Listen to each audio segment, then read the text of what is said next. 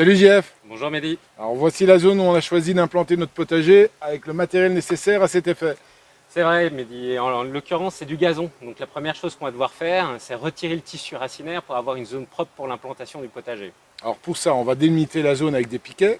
Il faut surtout bien tondre le gazon et puis alors arroser de préférence 24 heures à l'avance. Maintenant, on a la chance d'être en Belgique et après 3 jours de canicule, on s'est pris, on dit chez nous, une belle drache, un bel orage. Et donc on n'a plus qu'à commencer. Potager du Nord sans effort. Ouais c'est vrai, sans effort, mais enfin bon, là il va quand même falloir dégazonner. Ouais, t'as pas amené tes potes? Ah si. Ok, bon on C'est y va. parti.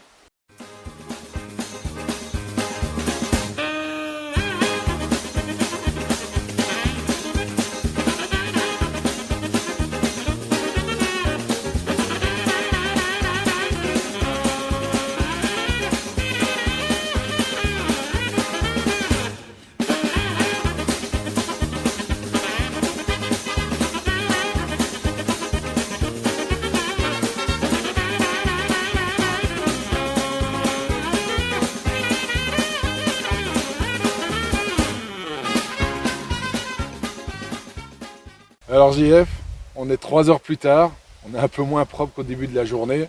On a rencontré quand même des zones qui étaient très compactes, vraiment pas faciles à dégazonner. On est arrivé à bout, et tant mieux. Mais maintenant, qu'est-ce qu'on va faire pour essayer d'alléger cette terre? Écoute, la terre est très lourde, c'est de l'argile, donc on a besoin de quelque chose pour la démarrer. On va mettre de l'amendement, on va griffer un peu la terre pour l'aérer, et puis ensuite on va pailler. Et le paillage c'est extrêmement important et ça va permettre à la terre vraiment de démarrer la zone potagère et dans un an la terre sera vraiment bonne. Ok, une terre humifère, bien noire, bien fertile.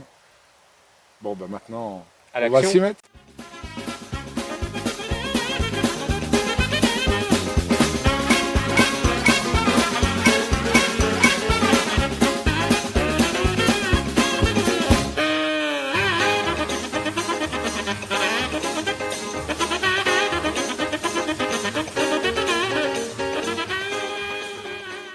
Alors voilà, on vient de terminer de pailler la zone de potager. Ça nous a pris plus ou moins une demi-heure pour l'aérer, l'amender, le pailler et ensuite arroser pour bien fixer le paillis au niveau du sol. Alors pour l'aérer, rien de mieux que cette belle griffe. Alors la griffe rotative, Mehdi, c'est quand même beaucoup plus facile qu'une fourche. Et puis on a juste besoin d'aérer en surface, donc c'est l'idéal. Alors revenons sur le paillis, qui est vraiment un élément essentiel pour un potager, qui plus est pour un potager sans effort. On disait avant, ah oui, qu'un binage vaut 2 arrosages. Ici, un paillage vaut certainement 10 arrosages. Oui, c'est vrai. C'est le produit miracle du potager sans effort. Ça empêche la levée des mauvaises herbes. Ça permet de garder l'eau en surface de la terre quand il pleut. Et puis quand il y a des grosses chaleurs, ça évite l'évaporation. Mais surtout, ça permet aussi à la microfaune de se développer dans la terre pour avoir un humus bien noir. Et puis en termes d'esthétique, Mehdi, c'est quand même plus beau avec du paillage. Et puis ça permet de garder aussi les légumes propres jusqu'à la récolte. Tout à fait. Alors le paillis ici utilisé est le paillis de Miscanthus, qui est personnellement mon préféré. Je sais que le tien, tu aimes beaucoup le chanvre. J'aime beaucoup le chanvre parce qu'en permaculture, il s'intègre très facilement et se décompose très facilement dans la terre. Et puis aussi, entre le chanvre et le miscanthus, le chanvre crée une réserve d'eau beaucoup plus importante que le miscanthus. Le problème du chanvre, ça amène des repousses et dans le potager sans effort, le miscanthus est le roi.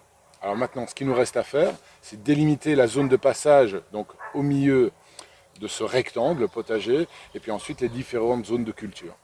Et donc on va se retrouver pour la prochaine vidéo.